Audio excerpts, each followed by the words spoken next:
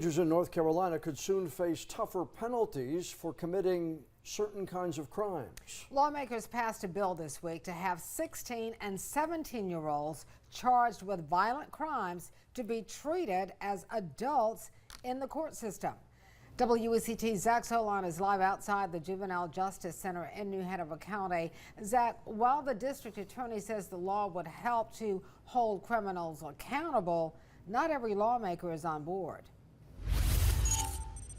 That's right, Fran. The bill rolls back part of the raise the age law that was passed in 2019. That required anyone under the age of 18 charged with a crime to start in the juvenile justice system. Now, if the bill passed this week becomes law, that would mean 16 and 17-year-olds could face different penalties for those crimes.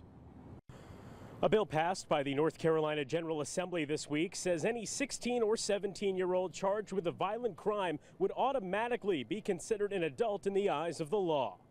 What this says is it's mandatory once again to transfer 16 and 17-year-olds to Superior Court if they are charged with Class C or above felonies, which are assault with a deadly weapon, intent to kill, second-degree murder, and first-degree murder. District Attorney Ben David hopes the bill will become law and hold young people accountable. At the end of the day, what we're talking about is young people who are committing gun offenses shouldn't be treated as children. They should be treated as adults, because the people that they are harming and killing are very frequently 16 and 17-year-olds as well, and their lives matter. Under the current state law, a judge decides whether someone under 18 is charged as an adult.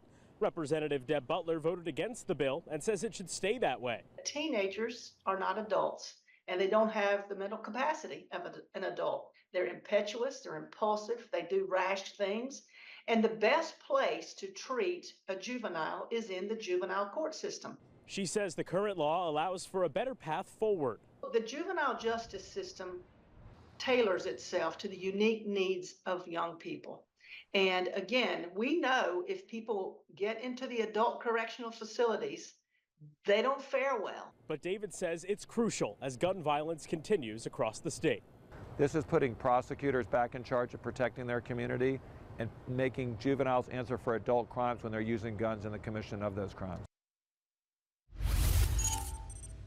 The bill now goes to Governor Roy Cooper's desk pending his signature. A spokesperson tells me the governor will consider safety and future crimes committed by teenagers when deciding whether to sign this bill into law. We will be sure to keep you updated.